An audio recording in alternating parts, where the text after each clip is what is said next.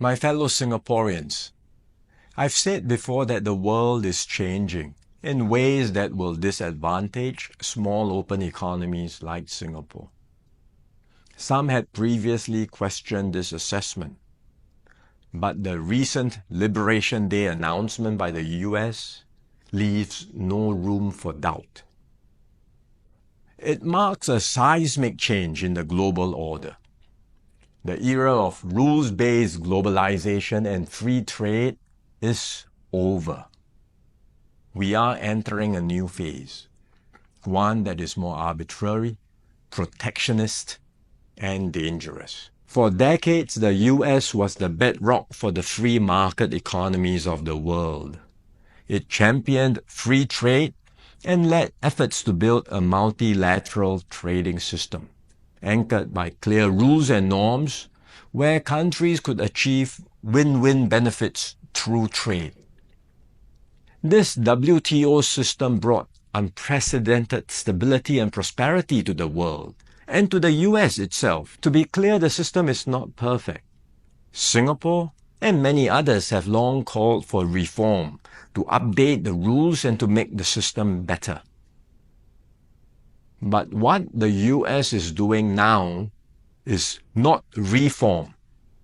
It is abandoning the entire system it had created. Its new approach of reciprocal tariffs, country by country, is a complete rejection of the WTO framework. The US has placed Singapore in the lowest base tier with a tariff of 10%. So the direct impact on us may be limited for now, but there are wider and more profound consequences. If other countries adopt the same approach as the US, abandoning the WTO and trading only on their own preferred terms, country by country, it will spell trouble for all nations, especially small ones like Singapore.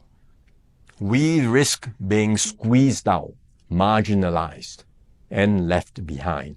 We can also expect a strong global response to America's tariffs. Singapore has decided not to impose retaliatory tariffs, but other countries may not exercise the same restraint.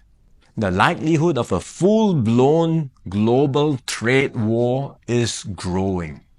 The impact of the higher tariffs, plus the uncertainty of what other countries may do next, will weigh heavily on the global economy. International trade and investments will suffer, and global growth will slow. Singapore will take a bigger hit than others because of our heavy reliance on trade. The last time the world experienced something like this was in the 1930s. Trade wars escalated into armed conflict and eventually the Second World War. No one can say how the current situation will unfold in the coming months or years. But we must be clear-eyed about the dangers that are building up in the world.